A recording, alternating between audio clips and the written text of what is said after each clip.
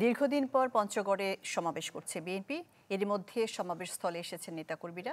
প্রধান অতিথির বক্তব্য রাখবেন দলের মহাসচিব মির্জা ফখরুল ইসলাম আলমগীর। আলোচনাতে যোগ দিচ্ছেন শাহনেওয়াজ বাবলু। আজকের সমাবেশ নিয়ে নেতাকর্মীদের মধ্যে উচ্ছ্বাস কেমন দেখতে পাচ্ছেন, আর এই সমাবেশের মাধ্যমে নেতাকর্মীদের কি বার্তা দিতে চাচ্ছেন মির্জা ফখরুল?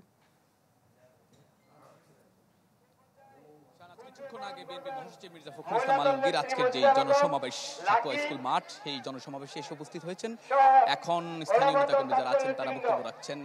এই পর্যন্ত যারা বক্তব্য রেখেছেন সবার একই কথা বলেছেন যে বাংলাদেশ যে সাম্য, মানবিক এবং শান্তিপ্রিয় দেশ, সম্প্রীতির দেশ, সকল ধর্মের মানুষ এখানে যে শান্তিপ্রিয়ভাবে বসবাস করে সেটাই জানান দিতে মূলত আজকের জনসমাবেশ করছে বিএনপি।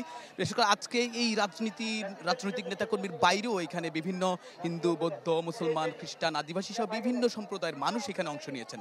তারা বলছেন যে বাংলাদেশে কখনোই যে সম্প্রীতি বিনষ্ট হবে না, এখানে সবাই তারা শান্তিপূর্ণভাবে বসবাস করবে। আজকে দেখতে পাচ্ছেন আপনি বিপুল সংখ্যক লোক সমাগম হয়েছে এই আজকের যেই পঞ্চগড়ের সাকো স্কুল মাঠ। এই মাঠে এখন এই যেই যারা অংশ নিয়েছেন তারা সুশৃঙ্খলভাবে বসে আছেন। বিশেষ করে বিএনপি যে 31 দফা ঘোষণা করেছে, রেইনবো নেশনের কথা বলেছে, সেই রেইনবো নেশনের আদলে এই বিভিন্ন ক্যাপের মাধ্যমে, বিভিন্ন রঙের মাধ্যমে ক্যাপগুলো সারিবদ্ধভাবে বসানো হয়েছে।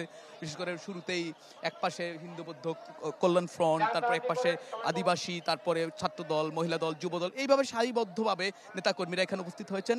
তো বিএনপি মহাসচিব মির্জা ফখরুল ইসলাম আলমগীর কিছুক্ষণ আগে এখানে এসেছেন। বিশেষ করে বলা যায় প্রায় 6 বছর পর সবশেষ আজকের এই দিনে এখানে এই জনসমাবেশে অংশ নিয়েছিলেন বিএনপি মহাসচিব মির্জা ফখরুল ইসলাম আলমগীর। তো তিনি এখানে আসলে মূলত শান্তি এবং সম্প্রীতির বার্তা দিবেন। পাশাপাশি বিএনপির যে 31 দফা ঘোষিত, যে 31 দফা, এই 31 দফার মধ্যে বিএনপি যে আগামী নির্বাচন এবং তাদের দলের যে রোডম্যাপের কথা বলেছেন সেইগুলো তারা আজকে হয়তো এই সমাবেশ থেকে জানাবেন। এবং পাশাপাশি এই ভারতের পার্শ্ববর্তী যে জেলা, সীমান্তবর্তী যে জেলা থেকে তারা আরেকটা বার্তা দিয়েছেন।